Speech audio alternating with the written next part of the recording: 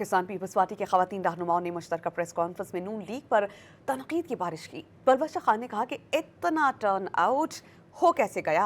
2 number election के बाद कहा जा सकता है कि सियासी क़यामत अब दूर नहीं। शहला रज़ा बोली कि आज जिस तरह वोट को इज्जत मिल रही है सब देख रहे हैं, अब गिनती 17 और 20 से ही शुरू होगी।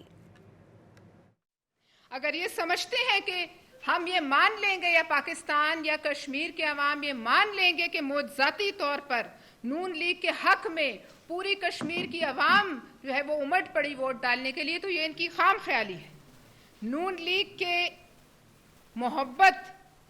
के लिए मोहब्बत जो है उसके दरिया उमड़ना शुरू हो जाएं और वो भी कश्मीर में इनके रोल के बाद, तो ये क़यामत की निशानी।